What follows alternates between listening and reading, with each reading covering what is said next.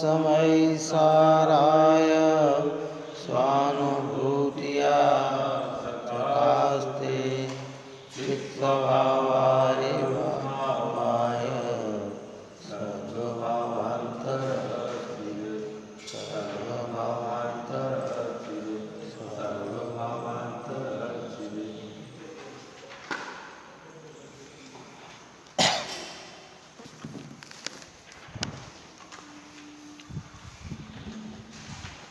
गत 143 में पूर्ण हुई। कलश 92 नंबर का पूर्ण हुआ। अब यहाँ ये कहते हैं कि नियम से ये सिद्ध है कि पक्षातिक्रांत ही समय सार है।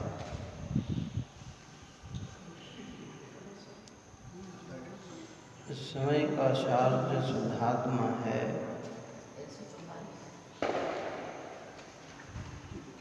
वह जो अनुभव में आया, निश्चय और व्यवहार के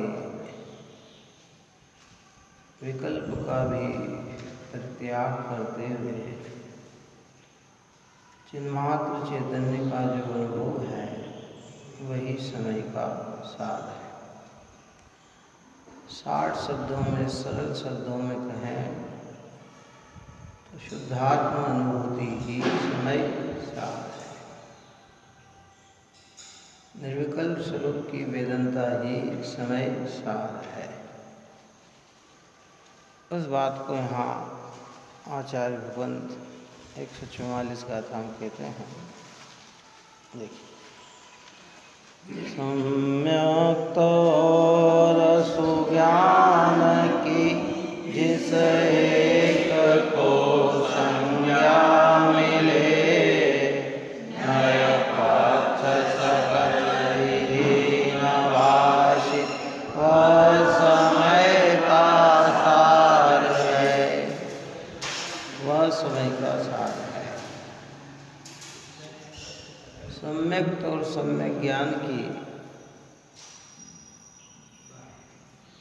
एक जिसको संज्ञा मिलती है कि ये सम्यक दर्शन है, ये सम्यक ज्ञान है। वह सम्यक दर्शन और सम्यक ज्ञान क्या है कि सकल पक्ष, नय पक्ष सकल विहीन। नयों का पक्ष, पक्ष का अर्थ क्या लेना? विकल्प है। व्यवहार नहीं कहता मैं बद्ध हूँ, निश्चय नहीं कहता है मैं अबद्ध हूँ। व्यवहार कहता है मूढ़ हूँ, निश्चय कहता है अमूढ़ हूँ। व्यवहार कहता है कि जीव जो है करता है, भोगता है, और निश्चय कहता है कि जीव करता भोगता नहीं है। रागी द्वेषी है, निश्चय कहता है जीव रागी द्वेषी। यद्यपि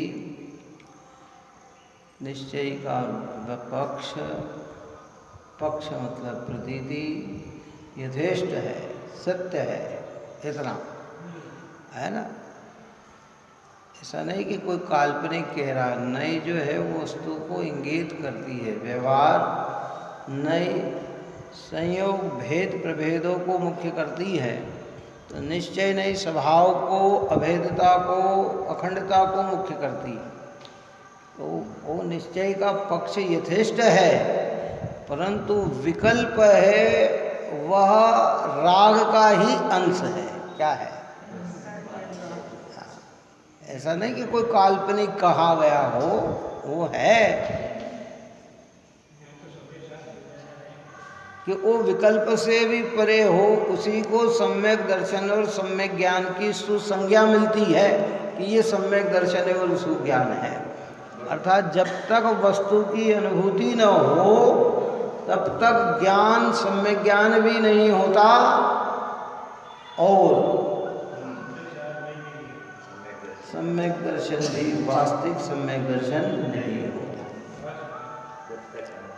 अब ये सिद्धांत जो दिया गया है, ये पूरी व्यवस्थित व्यवस्था को लक्ष्य में लेकर दिया गया है। क्या? अगर बिना अनुभूति के सम्यक दर्शन माना जाए, सम्यक ज्ञान माना जाए, तो फिर 11-9 पूर्व का पाठी भी सम्यक ज्ञानी हो जाएगा। क्या हो जाएगा? वह भी सम्यक दृष्टि हो जाएगा। जिसको आत्मा की अनुभूति नहीं है और देव शास्त्र गुरु सात तत्व 9 पदार्थ विकल्प आत्मक भेद ज्ञान सब उसकी परिणति में वर्तता है। ऐसा नहीं है 11-9 पूर्व वाला ये जानता होगा कि शरीर आत्मा एक है, कि वो भी उसे विकल्प में और ज्ञान में तो भिन्न भिन्न ही जानता है। एक क्रिया का मैं करता नहीं हूँ, कर्ता कर्म करण संप्रदान अपादान अधिकरण प्रत्येक वस्तु की स्वतंत्रता है, ये सारा उसे नॉलेज है। ऐसा नहीं है कि उसे नॉलेज नहीं हो। 11-9 पूर्व में क्या बाकी बचा रहता है? लेकिन अनुभूति नहीं हो पाती है तो उसका सम्यक दर्शन और सम्यक ज्ञान की सुसंज्ञा नहीं मिलती है। इसलिए यहाँ कहा कि सम्यक और सुज्ञान की जिस एक को संज्ञा मिले,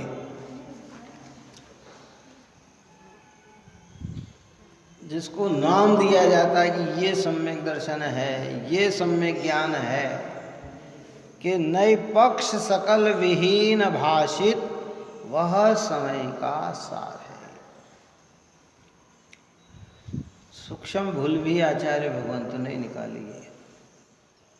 कहते हैं ना, जब जब भीतर घुसते हैं तो पता लगता है कि अभी अभी अभी पहले तो लगता है कि ये मुझे प्राप्त हो गया, अब मुझे ये हो जाएगा, ये प्राप्त हो गया, ये हो गया। लेकिन जब गहराई में घुसता चला जाता है तो पता लगता है कि सम्यक दर्शन तो उसे ही कहते हैं कि जब निःशुद्धात्म की अनुभूति होती है।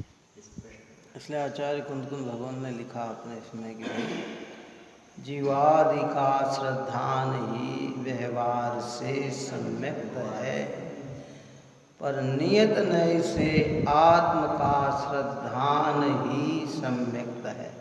वो नियत नहीं से ये निश्चय नहीं कि विषयभूत वस्तु जो शुद्धात्मा है उसकी जो अनुभूति पूर्वक प्रतीति है उसका नाम ही सम्यक दर्शन है। मोक्ष मार्ग की शुरुआत वहाँ से है। ये जितना भी मोक्ष मार्ग कहा जा रहा है ये सब उपचार व्यवहार है, परमार्थ व्यवहार भी वही है कि जहाँ आत्म की अनुभूति है।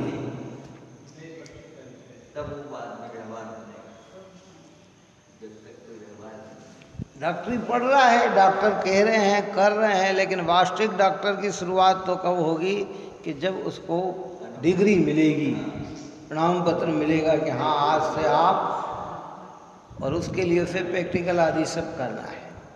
तो सम्यक दर्शन को वास्तविक कब कहा जाएगा? हमें कहते अरे साहब देखो 7 तत्व की गाढ़ श्रद्धा है, 6 द्रव्य का विश्वास है, देव शास्त्र गुरु के अलावा किसी अन्य को नमस्कार नहीं करते हैं, कि ये सब उपचार उपचार उपचार उपचार है।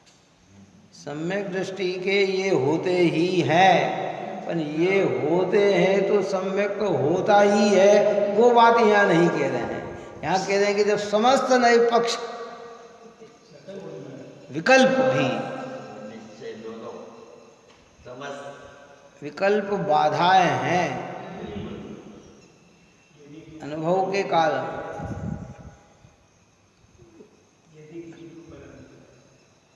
गुरुदेव श्री टोडरमल जी साहब अनेक विद्वद्गण ने दृष्टांत दिया है कि जैसे किसी व्यक्ति को सोने का हार बनाना हो, मोतियों का हार बनाना हो, तो हार बनाते कि पूर्व में अनेक विकल्प आते हैं।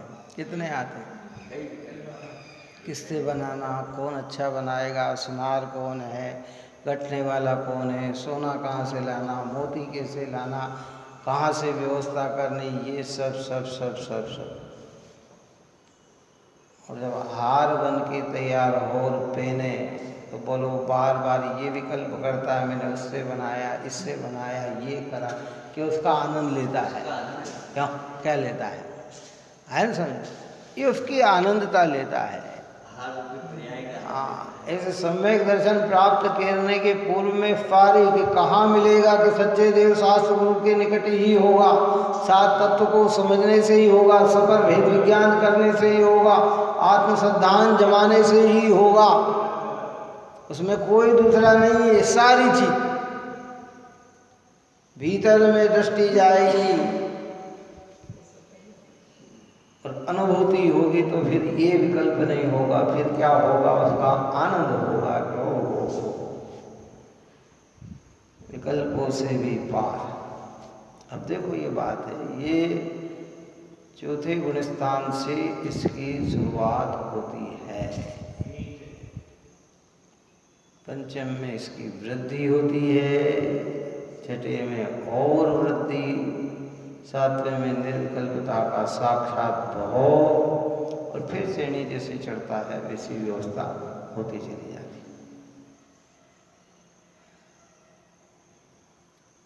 इसलिए पक्ष विहीन, विकल्प से भी रहित, पहले विकल्प में आए फिर वस्तु की अनुभूति में निर्विकल्प हो जाए। सोचना तो पड़ेगा ना, भगवान के दर्शन करना है हमें तो विकल्प तो करना पड़ेगा। किसी नए गांव गए हम, क्या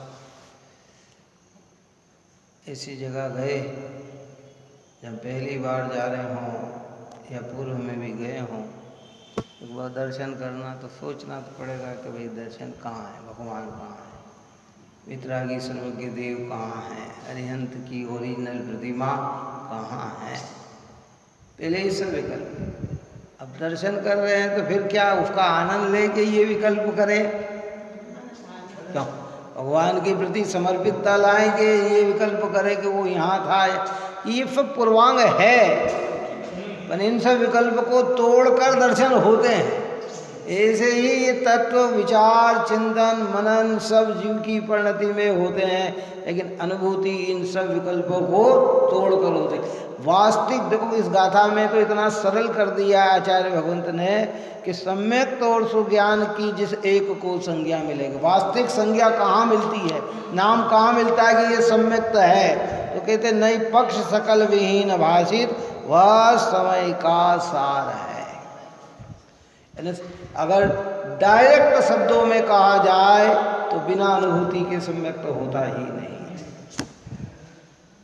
अब भले हम कहीं भी मान के संतुष्ट हो जाएं, वो हमारा विश्वास है, लेकिन आचार्य की भगवान सर्वज्ञ देव ने एक ही बात कही है कि बिना अनुभूति के सम्यक दर्शन होता नहीं है।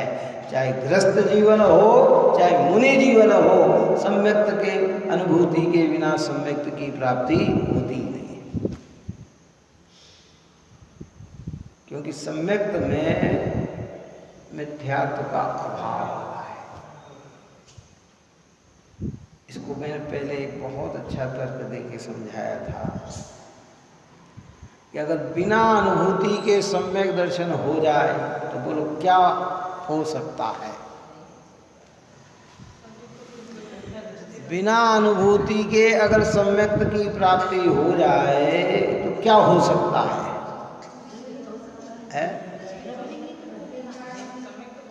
अनुभूति हो जाए तो सम्यक्त नहीं होगा। मेरा प्रश्न है कि फिर क्या हो सकता है? अरे भाई, जब बिना अनुभूति के सम्यक्त हो जाए तो बिना अनुभूति के केवल ज्ञान भी हो जाए, बिना अनुभूति के मोक्ष भी हो जाए। बात समझ में आई कि नहीं आई? जब एक कर्म का नाश हो गया बिना अनुभूति के, मिथ्यात्व कर्म है ना, दर्शन मोह कर्म प्रकृति चली गई बिना अनुभूति के, तो बिना अनुभूति के ज्ञानावरणी भी चला जाएगा, बिना अनुभूति के दर्शनावरणी भी चले जाएगा, अंतराय भी चले जाएगा, वेदनी आयु नाम गोत्र भी चले जाएंगे। फिर ऐसा होगा, अगर एक अनुभूति के बिना ये हो जाए तो ये भी हो जाएगा। आई समझ में नहीं आई बात? और ये संभव नहीं है ना, इसलिए सम्यक तो सिरमौर है, सिरमौर है, सिरमौर है। अज्ञानी को ऐसी बात, बस ये हो गया साहब। अरे भाई, कषायों की मंदता बिना अनुभूति के हो सकती, उत्कृष्ट हो सकती, शुक्ल लेशा भी हो सकती है। उसके लिए ना नहीं किया उन्होंने। बहुत मंद कषाय के परिणाम, द्रवलिंगी के बहुत मंद कषाय के परिणाम हो जाते हैं। भोग भूमि जाने वाले के परिणाम बहुत मंद हो जाते हैं। सकल संसार के हित की सोचता है, अच्छा विचार करता है, ये परिणाम भी आ सकते हैं। परंतु विकल्प ही है, अनुभूति नहीं है। सिद्धांत इतना पवित्र है जैन धर्म का। अन्य व्यक्ति इसलिए तो अन्य क्या कहते, बस अन्य व्यक्ति क्या है, अन्य मत में तो ठीक है, अपने जैन मत में ही चले तो क्या लोग क्या मानते हैं कि जितना बाहर में आगे बढ़ता है उतना मोक्ष मार्ग निकट दिखता है। यहाँ कहते हैं जितना भीतर में समाएगा उतना मोक्ष मार्ग निकट होगा। कहाँ होगा? भीतर में समाएगा उतना मोक्ष मार्ग होगा। और जब भीतर में स्थिरता की वृद्धि बढ़ेगी तो बाहर की प्रवृत्तियाँ भी ऑटोमेटिक सरल सहज सुबोध रूप से सुंदर होती चली जाएगी। बस इतना ही अंतर है।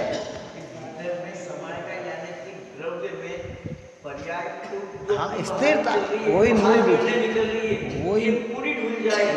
निर्विकल्पता, विकल्प से परे जितना जितना अंदर में होगा उतना उतना। क्या दृष्टांत दिया है कि देखो भाई, भरत जी को खाली 48 मिनट केवल ज्ञान होने में क्यों लगा? अगर क्रिया से ही अगर उनका मोक्ष होना होता तो फिर उनको कम से कम 100, 200, 400 साल तो तपस्या करनी होती ना। कितनी करनी होती? भारत करते हो। मल्लीनाथ भगवान को कितने दिन लगे केवल ज्ञान प्राप्त करने में? 6 दिन लगे। नेमिनाथ भगवान को 56 दिन लगे हैं। महावीर भगवान को वही केवल ज्ञान प्राप्त करने में 12 साल लगे। आदिनाथ भगवान को वही केवल ज्ञान प्राप्त करने में 1000 वर्ष लगे।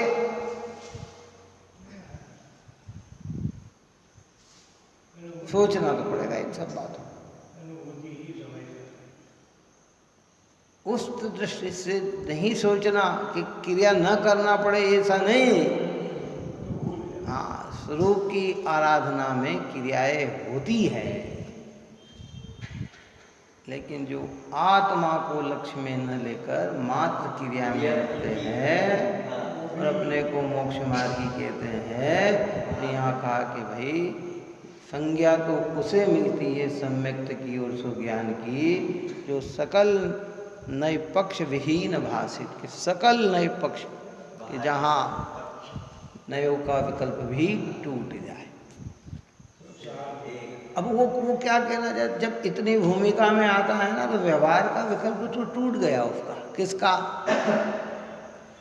इस भूमिका में। जब आत्मानुभूति में आता है तो मैं मनुष्य हूँ, मैं स्त्री हूँ, मैं रागी हूँ, मैं कषाई हूँ, ये तो विकल्प टूट गया। अब तो उसे कैसा लग रहा है कि मैं शुद्ध चैतन्य मात्र हूँ, मैं अबद्ध स्वरूप हूँ, मैं नियत हूँ, मैं अविशेष हूँ, असंयुक्त हूँ। कि ये विकल्प भी आत्म अनुभूति में अगर इसी में संतुष्ट हो तो बाधक हो जाता है। ये तो ये विकल्प से भी परे हो जाता है।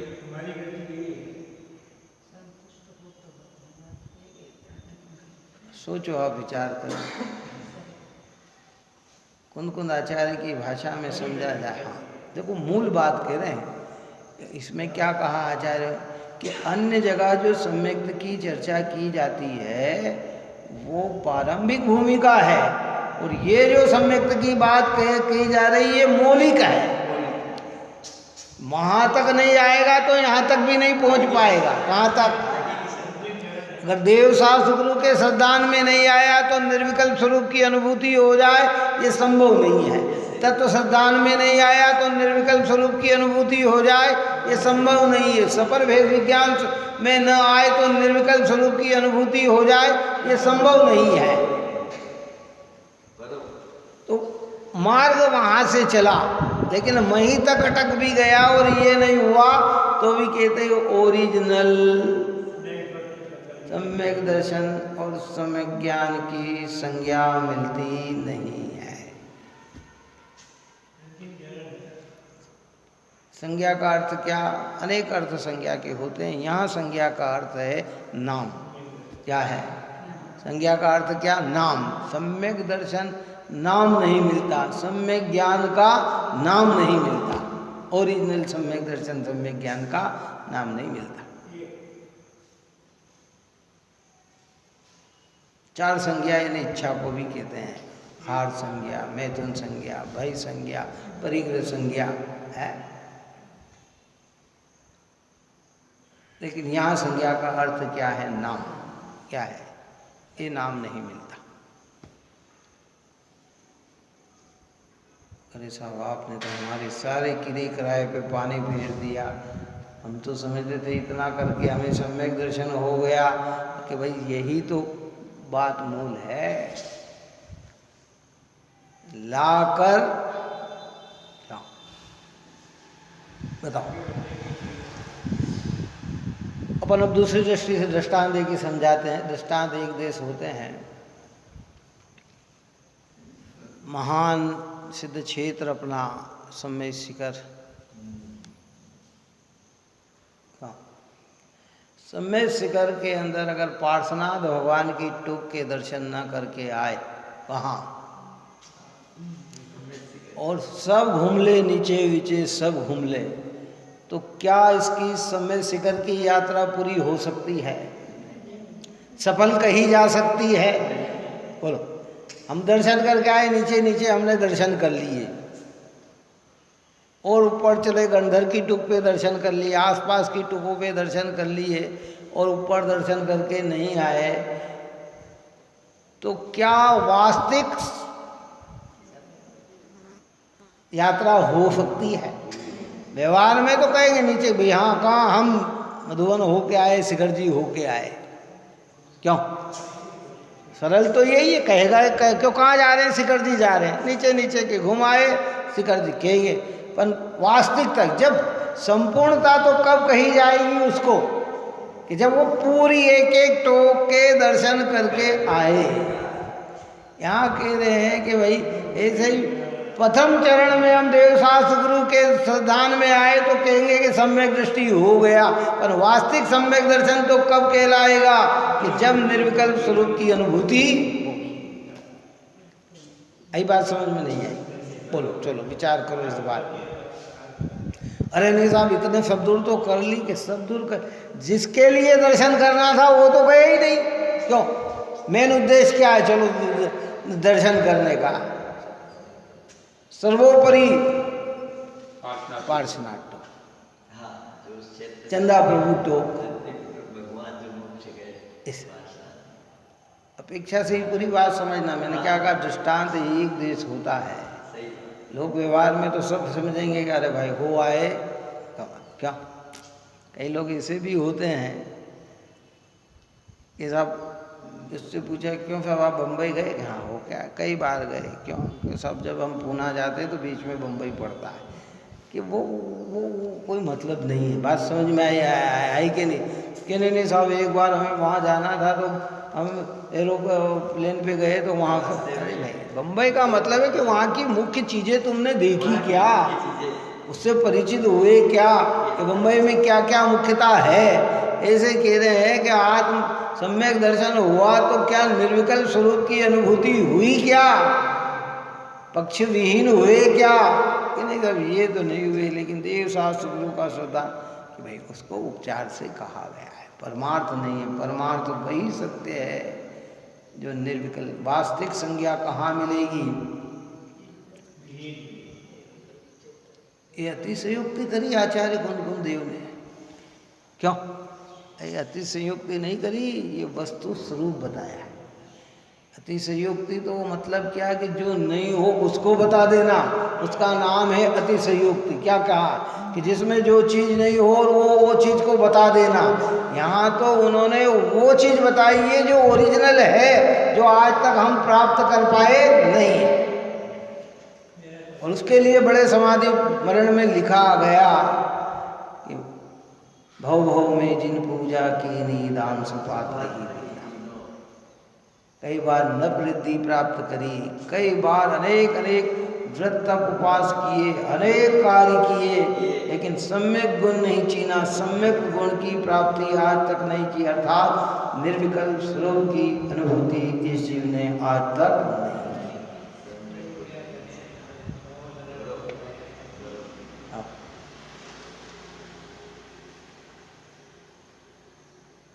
कांच की सुंदरता पे इतना मुग्ध हो गया कि हीरे को नहीं पहचान पाया, और उसी में संतुष्ट हो गया कि नहीं नहीं साहब मुझे तो हीरा प्राप्त हो गया, मुझे तो हीरा प्राप्त हो गया। तो विज्ञानी तो कहेंगे ना कि ओरिजिनल हीरे की तुझे मोती की पहचान नहीं, इसलिए सीप पर भूला रे, कि तुझे वास्तविकता की पहचान नहीं है, इसलिए तू सीप पे ही भूल गया।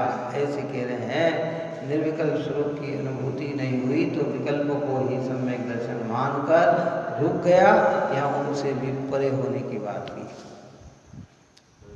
और उसके पहले पूर्वांग है। अब चलो बात करते हैं क्रम से, जिस क्रमानुसार चर्चा चलती है कि पार्श्वनाथ टोक जाना है तो उसके क्रम में क्या आएगा। चलो समस्त बीच की टोक आएगी। गौतम गंगा से शुरू करते हैं। अभी तो नीचे से चलें, गौतम गंगा तो ऊपर की बात है। पहले तो नीचे के मंदिर कोठी तेरापंथी आदि आएगी कि नहीं आएगी क्या। फिर इससे आगे बढ़ेगा तो फिर गौतम गंधर की टोक आएगी कि नहीं आएगी, फिर दूसरी टुके आएगी कि नहीं आएगी, उसके बाद सर्वोपरि टोक जाएगी। कहाँ जाएगी कि वहाँ पहुँचेगा। ऐसे यहाँ कह रहे हैं कि निर्विकल्प स्वरूप की प्राप्ति के पूर्व में तुझे सच्चे देव शास्त्र गुरु का सिद्धांत आना ही चाहिए। और ये हमें योग्यता मिली कि हम पवित्र भगवान की निकटता में, जिनवाणी माता की निकटता में निर्ग्रंथ के स्वरूप को समझकर आप और हमें कि नहीं यही सत्य है, इतना है।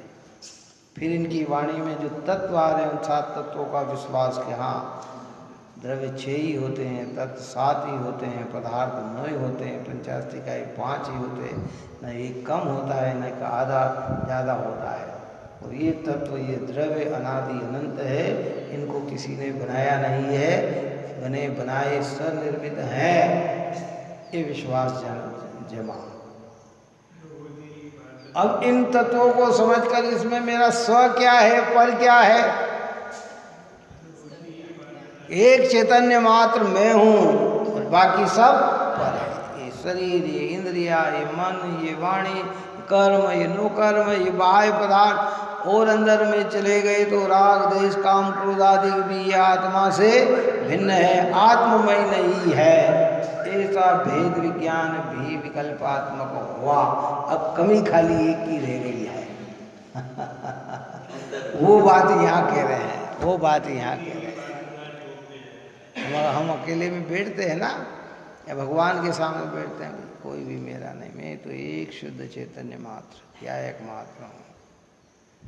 इंद्रिया भी मुझसे भिन्न, ये वाणी भी मुझसे भिन्न, ये संयोग भी मुझसे भिन्न, प्रत्येक पदार्थ स्वयं परिणमनशील, ये सब विकल्प में आता। यद्यपि ये सारे परिणाम उत्कृष्ट मंद कषाय से युक्त परिणाम है, फिर भी जीव इन विकल्पों में ही संतुष्ट होकर अनुभव से वंचित रहता है। वो गाथा में ये बात है। ये सारे निचोड़ ये है, रहस्य ये है, और सब लोग इसी में, आप और हम इसी में संतुष्ट हो जाते हैं। देखो भैया हमारे तो परिणाम, हमें तो कोई अपना नहीं भासता, कि अनुभव करके नहीं भासता, कि विकल्पात्मक नहीं भासता। बोलो, हमें लगता कोई हमारा नहीं, एक परमाणु मात्र मेरे नहीं है, एक परमाणु भी मुझसे अड़ता नहीं है। ये विकल्प की भूमिका में होकर नहीं अड़ रहा है कि निर्विकल्प होकर नहीं अड़ रहा है। बताओ, हम जितना भी सोच विचार बनाएंगे बस इतना तक सीमित हो जाएंगे कि नहीं भाई मैं तो किसी को अपना मानता ही नहीं हूँ, मुझे तो मेरा ज्ञाय की अपना भासता है कि सत्य है, पर विकल्प में कि निर्विकल्प होकर। पहली भूमिका में यहाँ तक जोर आएगा, विकल्प में भी इतना जोर आएगा। मात्र में चेतन। हाँ, सोचो, विचार करो गंभीरता से। अपनी कमियों को दूर करने के लिए ही तो जिनागम, ये दर्पण है, ये जिनागम जो हमें कमी है वो दिखाता है। अरे भी यहाँ काली माँ लगी, यहाँ काली माँ लगी, यहाँ अटपटा दिख रहा है, कांच में देखकर, ये जिनवाणी में देखकर अपने विकल्प को हम शांत करें। अरे मैं तो यही रुक गया, मुझे तो ये सही लग रहा है कि ये सब भिन्न है, पर विकल्प में ही भिन्न भाव से तो हो रहा है, परिणाम में तो भिन्नता, निर्विकल्पता का तो अनुभव नहीं। स्व से अस्ति और पर से नास्ति, तो अस्ति की पकड़ आई कि नहीं आई ये हमें समझना है। कहने में तो बहुत सरलता से आता है, क्या आता है बोलो? इसको आचार्य देखो, ये गाथा में कुंद आचार्य भगवंत ने हर व्यक्ति को संबोधन दे दिया। जो धर्म में नहीं आए उनको तो संज्ञा मिलना ही नहीं है, जो देव शास्त्र गुरु की निकटता में नहीं आए, सदाचार और न्याय में नहीं आए, उनको तो संज्ञा मिलना ही नहीं है। क्या समझ में आया ना? जो चाहे जैसी कल्पना भूत कर करके बैठे उनको तो मिलना ही नहीं, लेकिन जिनागम के अनुकूल आकर भी कहाँ रुक गया है वो बात को यहाँ समझाए।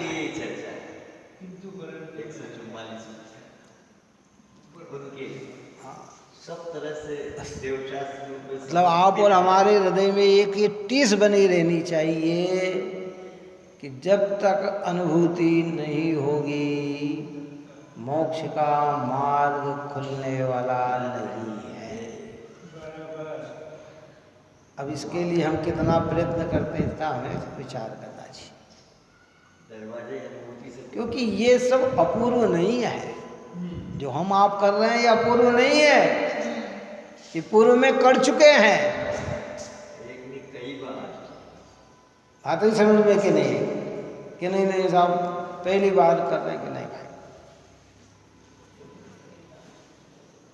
अनंत काल से संसार में परिभ्रमण कर रहे हैं, कई बार आप हम नित्य निगोद से निकल कर आकर त्रस पर्याय में आकर त्रस पर्याय का पूरा काल करके फिर निगोद में चले गए हैं। इतने समय में हमने क्या क्या नहीं किया होगा, क्या क्या नहीं किया होगा।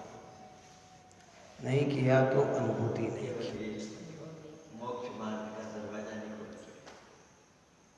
प्रयत्न करने पर भी कार्य की सिद्धि न हो तो कोई चिंता नहीं करना, योग्यता का विचार करना।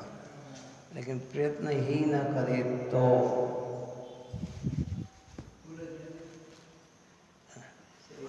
बहुत सारे क्या करे। एक लगन से भगवान के दर्शन कर रहा, कोई दूसरा कौन आ रहा है कौन जा रहा है इसका भी खबर नहीं है। बहुत अच्छा, बहुत बढ़िया, प्रशंसनीय है। लेकिन जीव उसी को सम्यक्त मान के बैठ जाए। देखो भाई रुको, स्थूल ज्ञान वाले सब यही कहेंगे। मैंने अभी क्या कहा कि स्थूल ज्ञान वाले क्या कहेंगे? कई बार ऐसा होता है, बहुत सारे प्रसंग ऐसे जीवन में बन जाते हैं।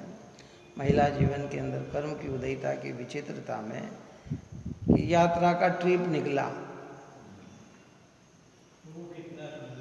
कितना ट्रिप निकला, यात्रा का ट्रिप निकला, और 4 दिन वहाँ शिखर जी रुकना। कितने दिन रुकना है ना, और दूसरे क्षेत्र करना। अब 150 आदमी को लेके निकला और कर्मोदय से असमय महिला मासिक धर्म से युक्त हो जाए या कुछ हो जाए। अब वो शिखर जी तो गई पर वंदना नहीं हुई, तो बोलो उसका शिखर जी सफल रहा कि नहीं रहा। चलो बताओ, पर कहेंगे क्या? अब ये यात्रा में थे तो शिखर जी गए। फिर वो स्वयं अपनी तरफ से क्या कहेंगे? अरे मैं इतना अभागा हूँ, अभागी हूँ कि मैं वहाँ जाकर भी मैं भगवान के दर्शन मैं पुनः जाऊंगी। क्या ऐसे हम विकल्पों में आकर निर्विकल्प न हो तो हम अभागे ही हैं। समझ में आई बात? नहीं, हमारी ये यथेष्टता नहीं है कि हे चलो बताओ।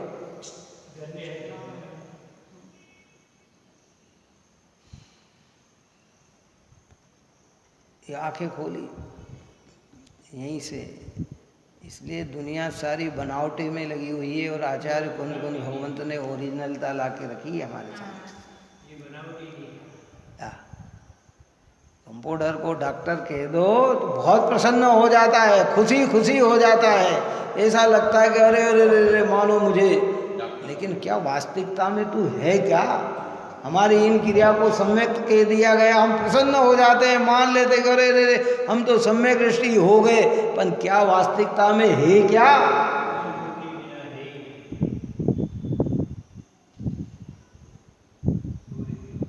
अज्ञानी की मान्यता है, व्यवहार पक्ष की मान्यता यह कि देव शास्त्र गुरु का श्रद्धान सम्यक दर्शन, शास्त्रों का अभ्यास सम्यक ज्ञान और बाह्य वृताधिक सम्यक चारित्र, ये तीनों की पूर्ति हो गई, मोक्ष मार्ग की शुरुआत हो गई। बात ही समझ में नहीं आई। जो नहीं अभ्यास नहीं करते, आगम के वाक्य से परिचित नहीं होते, उनसे पूछा जाए तो वो कहते भैया देखो हमें सच्चे देव शास्त्र गुरु का गाढ़ विश्वास है, हम इनके अलावा किसी अन्य को नमस्कार नहीं करते, तो ये तो हमारा सम्यक दर्शन हो गया। अनेक ग्रंथ का अभ्यास हमें हो गया, शास्त्र का पाठ हो गया, गाथाएं याद हो गई है, किस ग्रंथ में आचार्य भगवंत ने क्या कहा ये हमारा सम्यक ज्ञान हो गया, और हम सदाचार या व्रतादि को पालन करते हैं, नियम ले लिया है, अब ये हमारा सम्यक चारित्र हो गया, और तीनों की एकता होने से हमारा मुक्ति का मार्ग प्रारंभ हो गया। यहाँ कहते कि अनुभूति हुई कि नहीं हुई, निर्विकल्प स्वरूप का वेदन हुआ कि नहीं हुआ, नहीं तो कहते भैया अभी तुम्हारे इसको सम्यक की संज्ञा भी नहीं और सम्यक ज्ञान की संज्ञा नहीं। जब सम्यक और सम्यक ज्ञान की संज्ञा नहीं हो और सम्यक चारित्र की संज्ञा तो कैसे? सोचना पड़ेगा। ये बहुत उभर कर आचार्य ने चर्चा की है। जो लोग मोक्ष मार्ग में लगे व्यवहार में तो कहेंगे आप और हम भी कह देंगे, ऐसा नहीं है, क्योंकि आंतरिक चीज चर्म चक्षु से नहीं दिखती है, वो तो ज्ञान से ही अनुभूति में आती है। तो बाहर में तो यही कहेंगे हाँ भाई बड़े ज्ञानी पुरुष है, धर्मात्मा पुरुष है, मोक्ष मार्गी है, मोक्ष मार्ग में प्रवर्तन कर रहे हैं, वो ऐसा ही कहा जाएगा। लेकिन अब उसको अपने अंतरंग में सोचना है। क्यों? दुनिया हमारे कार्य को देखकर प्रशंसा करती है, लेकिन कार्य भावात्मक है कि नहीं है, ये काय का विषय है कि भीतर के ज्ञान का विषय है, ये काय का विषय है, ये भीतर के ज्ञान का विषय। इसमें किसी की दूसरे की नहीं, किसी की नहीं। ये बात को अगला चरण में स्वामी जी ने कितने मतलब सारांश बता रहा हूँ कि अब देव के प्रति पूरा आदर, आप जो कह रहे हो वही बात कर रहा हूँ। शास्त्र के प्रति जैसा कहा तो वो शास्त्र के वचनों का आदर, निर्ग्रंथ गुरु का जैसा है वैसा आदर, लेकिन उन्होंने जो बताया है कि द्रव्य के प्रति तेरी पर्याय का आदर है, द्रव्य के प्रति, स्वयं के द्रव्य के प्रति जो आदर जब तक नहीं जाएगा तब तक तेरी आत्मानुभूति का कहाँ कार्य चालू है। ये सब हमें बताने वाले हैं। हाँ, ये सब हमें बताने वाले। प्रारंभिक भूमिका में इनका अद्भुत महत्व है, अद्भुत महत्व है। कितना महत्व है? बहुत महत्व है। लेकिन निर्विकल्प स्वरूप की अनुभूति न हो तो कोरे का कोरा है। आगे जाए समझो इस बात को। अपन तो यहीं की भूमिका में चल रहे हैं, जो गाथा है उसी के अनुसार पाठ चल रहे हैं। अभी व्यवहार की भूमिका में बात करेंगे तो सबको इसी की, वहाँ ये थोड़ी कहेंगे कि ये विकल्प है इससे, वहाँ तो यही कहेंगे भाई यही सम्यक दर्शन का कारण है। क्या करेंगे? बच्चों को प्रथम में समझाया जाता है बालक को पाठशाला में कि सम्यक दर्शन प्राप्त करेंगे, सब सम्यक। तो क्या सम्यक दर्शन? कि सच्चे देव शास्त्र गुरु की श्रद्धा करेंगे, ये सम्यक दर्शन है। रत्नगण सावकाचार्य में आचार्य समर्थ भद्र ने देव शास्त्र गुरु के सिद्धांत का नाम ही सम्यक दर्शन का। तत्वार्थ सूत्र में उमा स्वामी भगवंत के अंदर अगर हम प्रकरण करेंगे तो तत्वार्थ सिद्धांत का नाम सम्यक दर्शन का। इस समय सार कलश में अमृतचंद्र आचार्य देव की बात करेंगे तो भेद विज्ञान का नाम सम्यक दर्शन का, सफल भेद विज्ञान का नाम सम्यक दर्शन। और यही कुंतकुलाचार्य देव अब यहाँ कह रहे हैं कि सम्यक दर्शन की संज्ञा, सम्यक ज्ञान की संज्ञा कहाँ मिलती है? जहाँ पक्ष विहीन हो जाता है, नए पक्षों के भी विकल्प से विहीन हो जाता है, वहाँ सम्यक दर्शन होता है। तो एक से एक उत्तरोत्तर उत्तरोत्तर उत्तरोत्तर और ये पूर्ण है।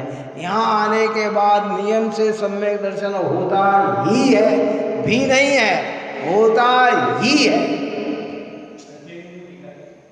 इस व्यवहार सम्यक दर्शन के कारण बताया ना, प्रकरण को समझना ध्यान से कि हमारे यहाँ कहा कि जिन्हें सम्यक दर्शन होता है उन्हें 5 लब्धियों की प्राप्ति होती है। इसकी प्राप्ति होती है, ये 5 लब्धियां वाला ही सम्यक दर्शन को प्राप्त कर सकता है। पहली लब्धि उसके अंदर कौन सी है? चौसम लब्धि। चौसम लब्धि का मतलब है कि ज्ञान का इतना उगाड़ हो कि जिसमें तत्व को समझा जा सके। अर्थात इसको दूसरी तरफ में कहा जाए तो संगी पंचेंद्री का मिलना। काय का मिलना? संगी की पर्याय में सम्यक दर्शन है ही नहीं कि सब इतना ज्ञान का उगाड़ हो गया तो दूसरी लब्धि उसके साथ चलेगी कि विशुद्ध लब्धि होगी कि ज्ञान का उगाड़ के साथ कसाई की इतनी मंदता होनी, अर्थात करुण दया आदि सब भाव तेरे हृदय में होना, वात्सल्य प्रीति का भाव तेरे हृदय में होना, विशुद्धता मंदता का परिणाम होना, ये भी प्राप्त हो गई तो फिर कहते देशना लब्धि होना।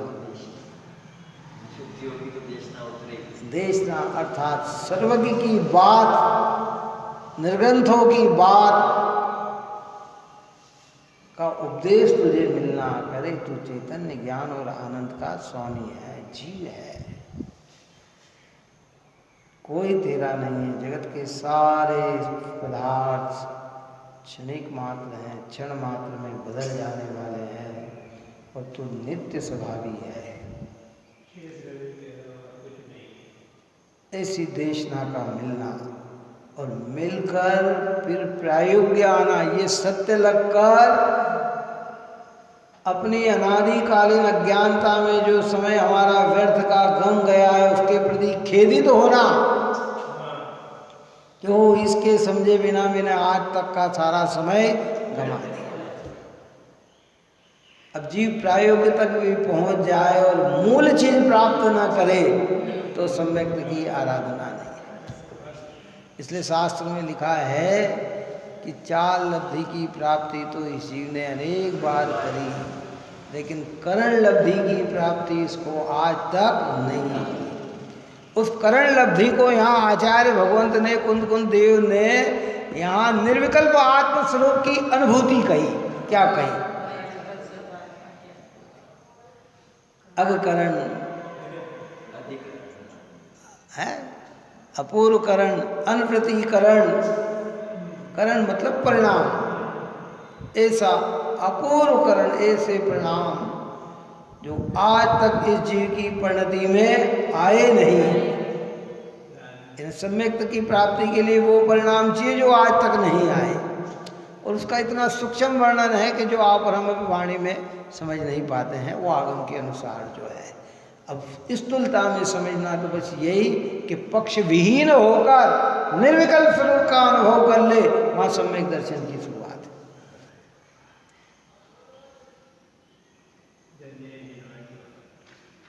करण शब्द के भी 3 भेद है। ये करण, अपूर्वकरण, अधकरण, अपूर्वकरण, अनवृत्तिकरण, ये 3 भेद है। और एक क्रम क्रम क्रम आदमी को ख्याल नहीं है कि ये अधकरण है, ये अपूर्वकरण है, ये अनवृत्तिकरण है, ये तो सहज होते चले जाते हैं। बस समझ में आया ना, वो उसकी वहाँ व्यवस्था बन जाती है तो कार्य की सिद्धि हो जाती है।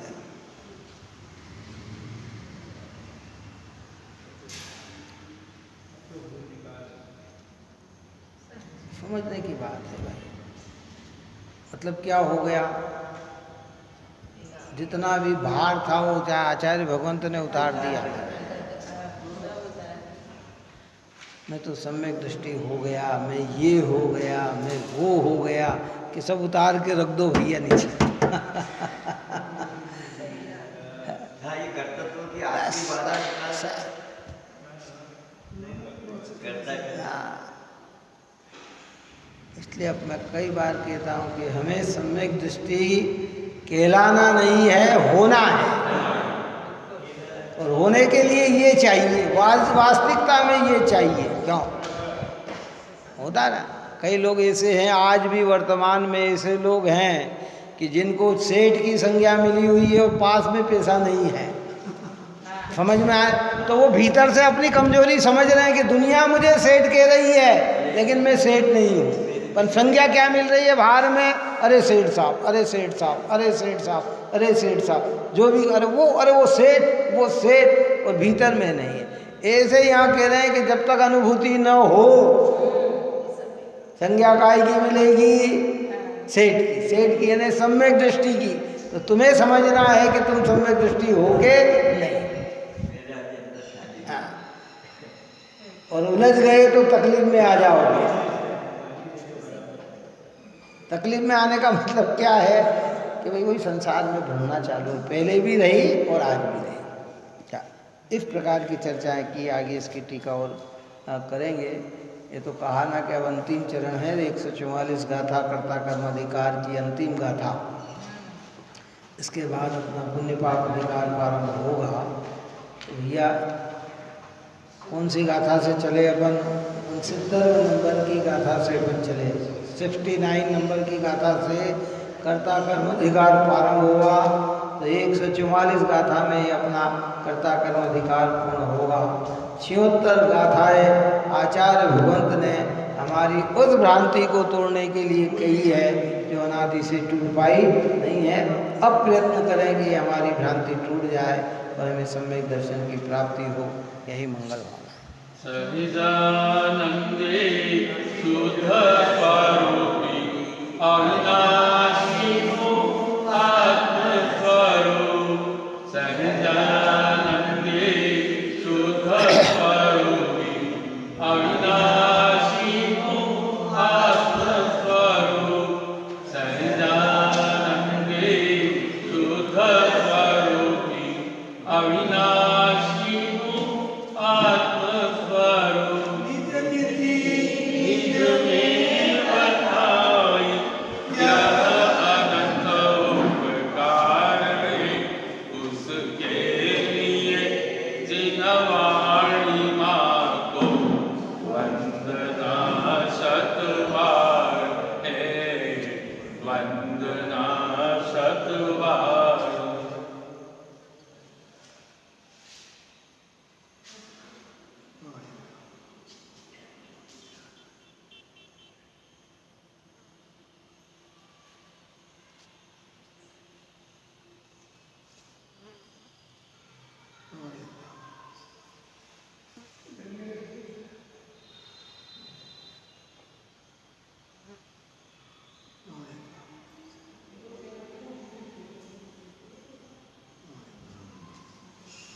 रावणी के ज्ञान से सूझे लोकालो, सोवाणी मस्तक नमो सदा दे तुम माता है।